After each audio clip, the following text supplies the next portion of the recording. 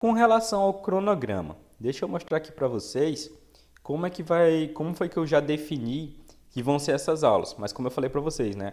Dependendo do andar do curso, a gente vai fazendo alguns ajustes, né? Porque nenhuma turma é igual a outra, mas a gente vai fazendo alguns ajustes, mas nós temos já um cronograma base aqui, né? Se precisar colocar mais coisas, eu coloco. Se não, com essas 12 aulas já é suficiente. Mas deixa eu mostrar aqui para vocês como foi que eu já defini como é que vai ser. Então, como vocês podem ver lá na plataforma, eu defini as nossas aulas em 12 aulas, tá? Então nós temos aqui, deixa eu ver se está tudo certo, 6, 7, 8, tá.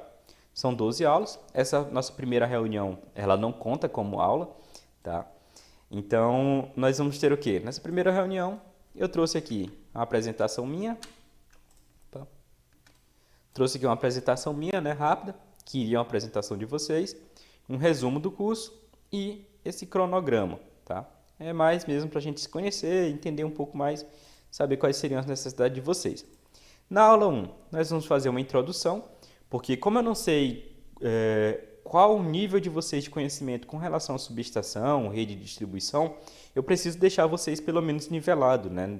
Bem próximo ali, para vocês, eu não estar falando alguma coisa e vocês acabarem não entendendo. Então eu tento fazer nessa primeira aula um certo nivelamento ali de vocês. Então o que nós vamos ver nessa primeira aula? Quanto cobrar em um projeto de loteamento? Já digo para vocês, é bem mais rentável do que energia solar, tá? Mas, apesar disso, a quantidade de projetos é bem menor, tá? Então a gente ganha em qualidade, mas perde em quantidade, tá? E o trabalho também é bem maior do que solar, mas vale a pena. Para quem trabalha apenas com loteamento, tá vivendo muito bem, tá? Hoje eu trabalho com subestação, loteamento, faço solar também. Então, vez ou outra aparece um projeto de loteamento desse e é a melhor fase para mim, tá? Porque o que eu faço em um projeto de loteamento desse são uns 10, 15 projetos de solar, tá? E subestação ele dá uns 3, 4 projetos de subestação, dependendo da potência também, né? Dependendo do tamanho do loteamento. Então, assim, é um tipo de projeto que eu gosto de fazer e que é rentável, tá? Então, vou trazer alguns conceitos importantes aqui para a gente entender. Vou falar sobre tensões de fornecimento que a Equatorial utiliza. Vou trazer os prazos da concessionária, tá? E vou trazer as normas que nós vamos utilizar. Existem as NBRs e existem o normativo da concessionária. O que eu costumo falar para os meus alunos? Por enquanto, esquece um pouco as NBRs, de estudar a NBR bruta, né, crua ali. Por quê? Normativo da concessionária sempre vai ser baseado nas NBRs. E existem alguns critérios que a concessionária exige mais do que o que está na NBR. Então não adianta você querer aprender a NBR, quando chegar na concessionária ela não aceitar. Então eu sempre aconselho os alunos, estuda a norma da concessionária e se quiser complementar, se quiser aprender um pouco mais, vai lá na NBR, tá? Então eu trago principalmente aqui, falo principalmente sobre as normas utilizadas, mas da concessionária, no caso aqui é Equatorial. Na aula 2, nós vamos falar sobre estudo de viabilidade técnica. O que é esse estudo de viabilidade técnica?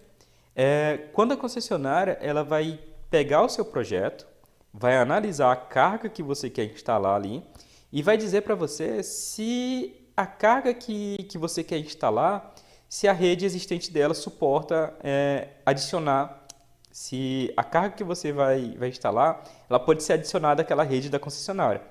O que acontece muito? Quando é zona rural, os cabos são bem antigos, né?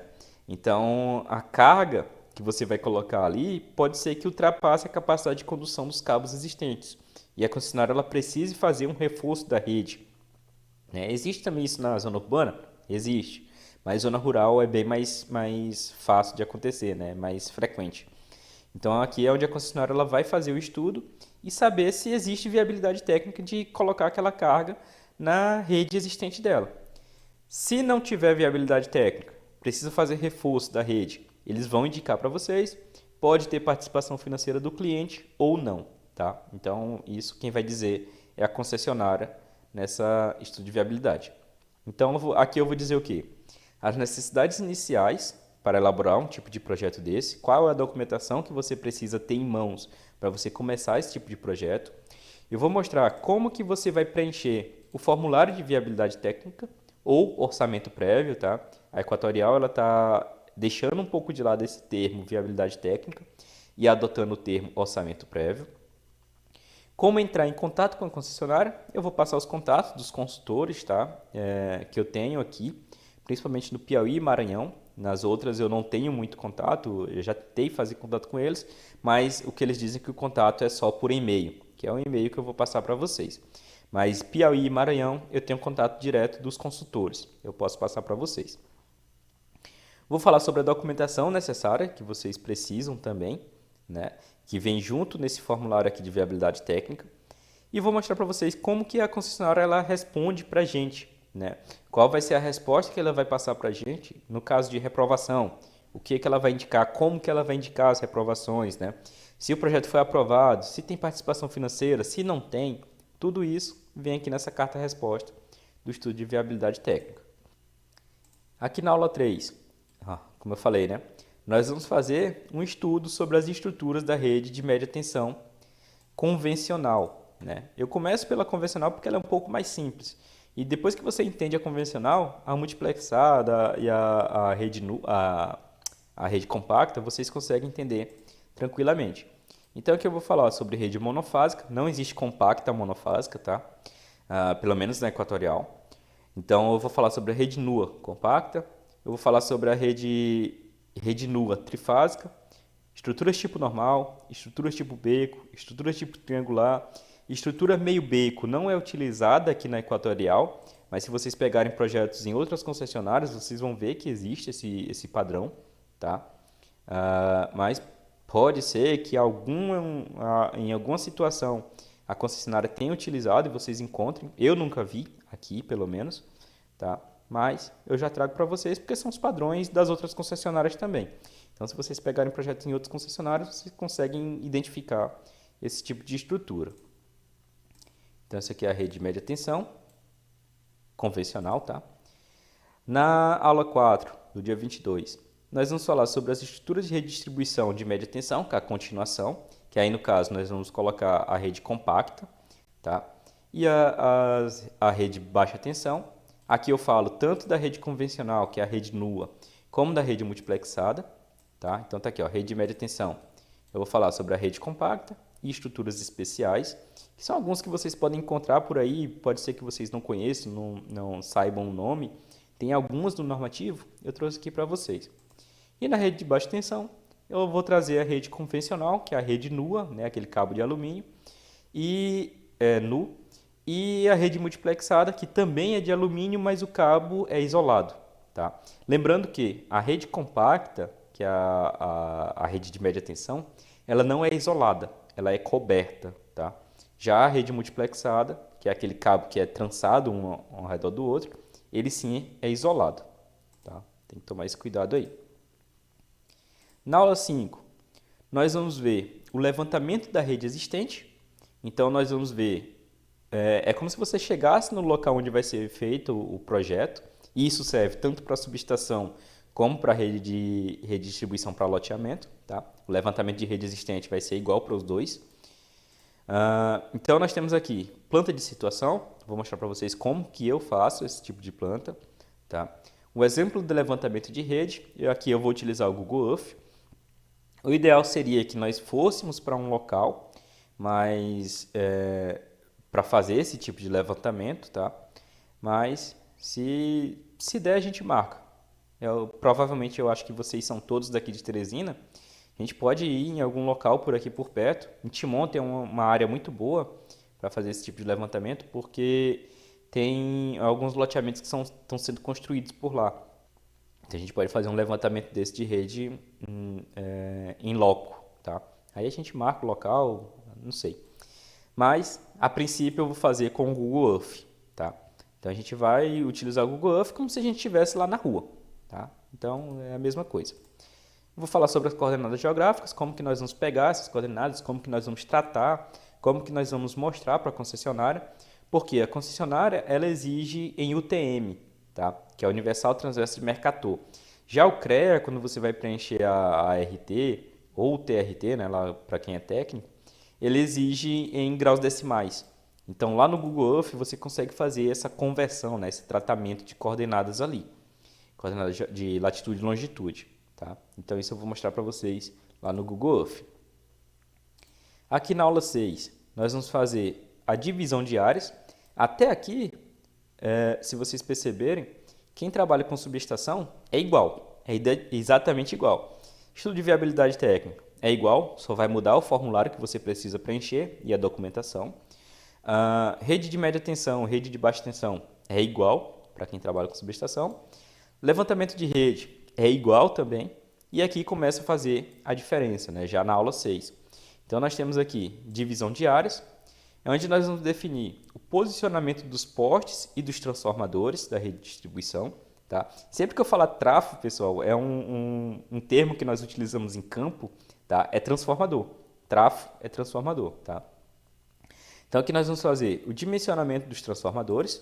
Então, nós vamos fazer levantamento de carga, cálculo de queda de tensão. Eu vou definir qual vai ser a carga de iluminação pública que eu vou estar utilizando ali no meu projeto. Tá? Então, tudo isso vai aqui no dimensionamento do transformador. Essa aula aqui é um pouco longa, porque eu quero já começar a fazer um exemplo com vocês. Tá? Aí aqui, olha, eu continuo, né? Nós vamos pegar aquele projeto lá todo limpo, do jeito que eu recebo do cliente, e vamos fazer a divisão de áreas em cima dele. Tá? Caso algum de vocês pegue um projeto para fazer, a gente pode utilizar ele como exemplo, você já vai botando o projeto para frente, né? Já vai fazendo o projeto em cima desse exemplo que eu vou mostrando para vocês. Aqui na aula 8, nós vamos ver a resolução da atividade proposta.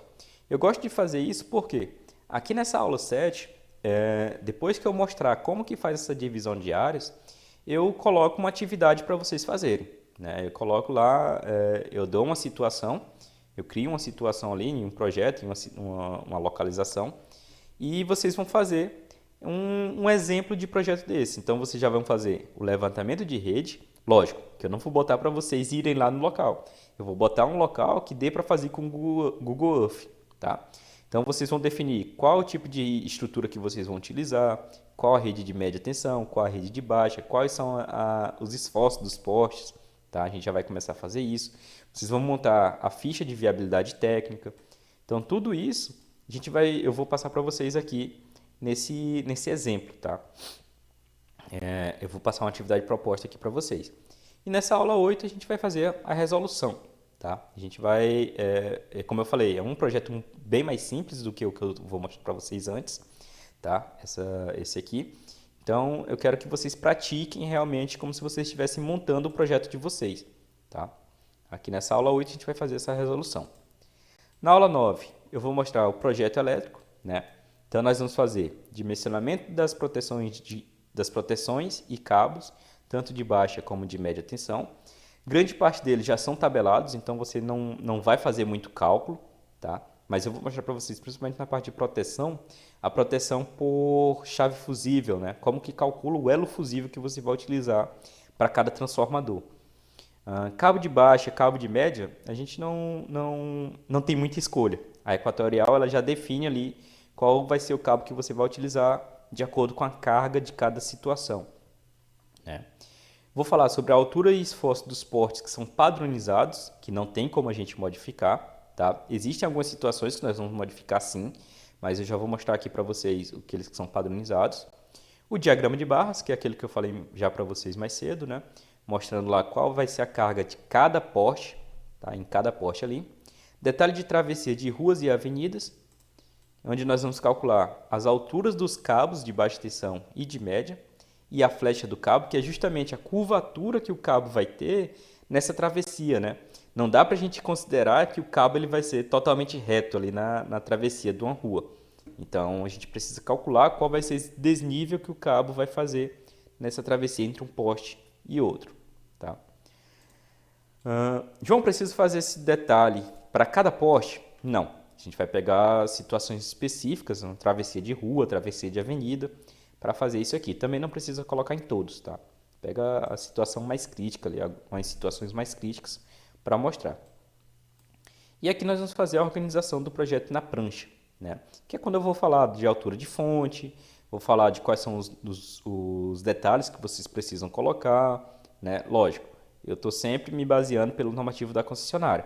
Se você quiser colocar mais detalhes, aí você fica a seu critério, né? Lógico, tem gente que gosta de fazer um projeto bem detalhado, né? Mostrar muita coisa ali, mas o que eu falo para o pessoal, geralmente quando você vai detalhar muito o projeto, você tem que tomar cuidado de que se atualizar em um local, né, em uma parte do projeto, você precisa alterar em todo o projeto, para não correr o risco de ter reprovação, porque você esqueceu de modificar ali um detalhe. Tá? Então, para a concessionária, eu não gosto de colocar muito detalhe ali, não. Tá? Na aula 10, nós vamos ver a documentação do projeto. Né? Então, aqui nós temos a parte gráfica, nessa aula 9, e aqui na aula 10, nós vamos ter a parte de documentação, que é carta de apresentação do projeto, assinatura digital. A Equatorial, hoje, ela exige que o projeto ele seja assinado digitalmente. Tá? Existem certificados digitais que você paga por ele. Se eu não me engano, no ano passado eu paguei na minha, foi R$ 130, mais ou menos por aí, né? A vigência anual. Então você tem um ano ali de assinatura digital. Mas existe hoje o gov.com, que é um site do governo, que você consegue fazer essa assinatura de graça. Tá? Você só precisa se cadastrar lá, fazer o preenchimento. Tem muitos serviços que são feitos por esse gov.com. Então, hoje, eu estou fazendo minha assinatura por lá. O pessoal me diz que em alguns documentos eles não aceitam, não a concessionária, tá? Alguns órgãos não aceitam essa assinatura digital do gov.com, mas a Equatorial, as concessionárias, elas aceitam, tá? Ela é válida. Aqui eu vou falar sobre RT e TRT. TRT é um pouco menos porque eu não tenho acesso ao CFT, né, ao Conselho Federal dos Técnicos. Apesar de eu ter o curso técnico, eu não sou filiado ao CFT, eu sou filiado ao CREA. Né, então eu só consigo mostrar para vocês a questão da RT. TRT eu posso trazer algumas informações, o site onde você vai preencher, tá? Mas eu não tenho como mostrar um exemplo desse TRT. Mas pelo que eu percebi, conversando com o pessoal que é técnico, não muda muita coisa, só muda ali mesmo o layout de como você vai preencher a documentação. Tá? Então, nós vamos falar aqui sobre o memorial descritivo, lista de materiais. Aqui, essa lista de materiais já começa a mostrar quando eu for falar das estruturas.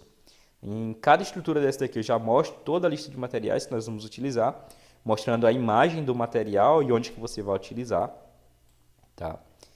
E a carta de aprovação do projeto, que é depois que você submete esse projeto elétrico aqui para a concessionária, ela vai analisar e vai dizer se o projeto ele pode ser executado daquela forma ou se precisa fazer alguma alteração, tá? Então ela vai dizer ali para você. Aqui na nossa aula 11 é o cálculo dos esforços dos portes. Lembra lá que eu falei para vocês que em algumas situações os portes são padronizados. Acho que foi por aqui, divisão de áreas. Não. Aqui no projeto, né? Altura e esforço de porte padronizados. Né? Existem esses portes que são padronizados, mas em algumas situações nós precisamos calcular esses esforços, tá? Essa é a parte mais chata, porque até o normativo da concessionária ele é um pouco bagunçado. Mas eu vou mostrar para vocês o que eles aconselham que seja feito, tá? Então nós temos aqui o esforço do cabo de baixa tensão, quanto de carga ele vai, carga mecânica, tá? Ele vai exigir do poste. O esforço a 20 centímetros do topo do poste, a gente vai fazer um cálculozinho para fazer isso, porque o cabo de baixa tensão está no meio do poste, né? Mas esse esforço do poste ele precisa ser transferido lá para a ponta, né? Lá para o topo do poste. Vou mostrar isso para vocês. O esforço do cabo de média tensão, o esforço do vento no poste, tá? Até o vento influencia aqui.